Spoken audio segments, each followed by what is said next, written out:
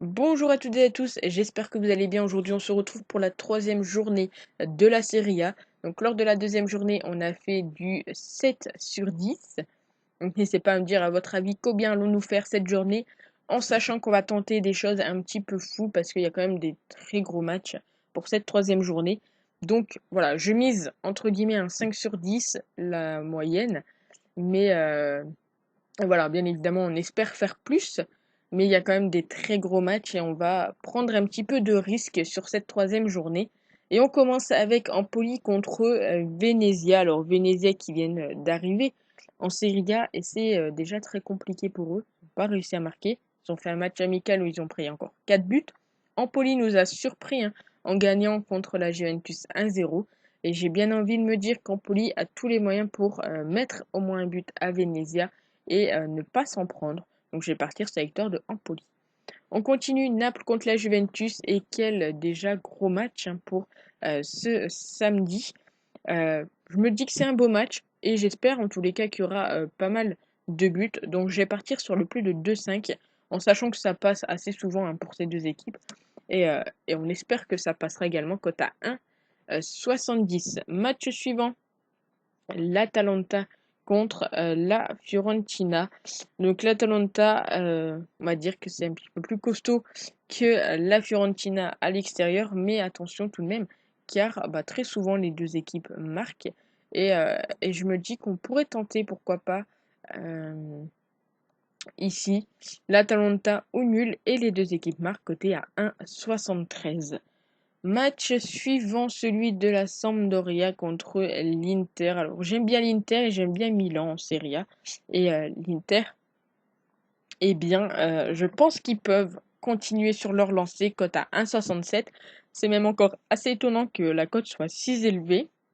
Alors bien évidemment, quand je fais cette vidéo, encore une fois, on est mercredi. Donc il se peut que les cotes, quand vous voyez la vidéo, chutent un petit peu ou chutent de beaucoup. Bien évidemment, ça dépendra également des parieurs et des bookmakers. Match suivant, Torino contre Salernitana. Salernitana, promu et Ribéry a signé également dans ce club. Donc deux équipes qui sont pas forcément en très grande forme. Salernitana qui prend quand même pas mal de buts, mine de rien. Et Torino, donc Torino, ils sont sur 4 buts près, 2 buts encaissés. Salernitana, c'est 2 buts marqués, 4 buts encaissés. Donc attention. Voilà, je ne sais pas honnêtement si ça sera un match avec beaucoup de buts. J'ai quand même donné l'avantage aux locaux avec une cote à 1,57. On enchaîne match suivant, Spezia contre Udinese. Donc je pense que ça va être un match assez serré. Udinese me semble quand même en meilleure forme.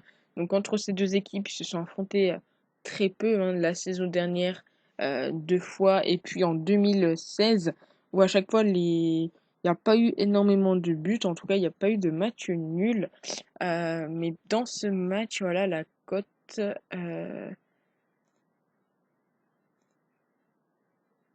de Spezia Udinese est plus de 1,5. Je vais partir là-dessus, c'est coté à 1,60. Ça me semble plutôt sympathique. On arrive au match de Cagliari contre Genoa. Cagliari est donné favori. Genoa qui sont sur 3 défaites d'affilée à l'extérieur. J'ai envie de tenter également la victoire de Cagliari. Dans tous les cas, je pense pas que ça pourrait finir en match, en victoire de Genoa. J'ai un peu de mal à voir la victoire de Genoa.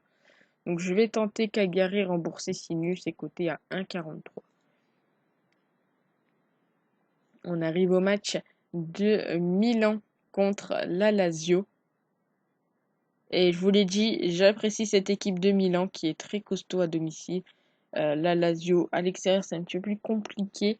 Et je vais prendre dans ce pronostic, pardon, le plus de. Alors attendez, c'est au nombre de buts. Le plus de 2,5, c'est coté à 1,50. Ça me semble plutôt correct pour ce match. L'AS Rome contre Sassuolo. L'AS Rome très costaud à domicile. Ça fait presque 6 mois à domicile qu'ils n'ont pas perdu. Sassuolo à l'extérieur, c'est également assez costaud. Ça fait presque également 6 mois hein, qu'ils n'ont pas perdu. Euh, j'ai quand même envie de me dire que l'AS Rome est peut-être quand même un peu plus supérieur à cette équipe de Sassuolo, même si on sait qu'il peut potentiellement avoir des matchs nuls. Ça s'est déjà passé, hein, mais Sassuolo n'a jamais gagné à, contre l'AS Rome. Donc je vais partir je vais partir sur la Roma, pardon, cote à 1,58. On continue avec Bologne contre les Las Vérone. Et si je ne dis pas de bêtises, c'est le dernier match de cette journée où Bologne est donné légèrement favori avec une cote à 2,12. Les Las Vérone, c'est catastrophique à l'extérieur. Ils ont vraiment du mal.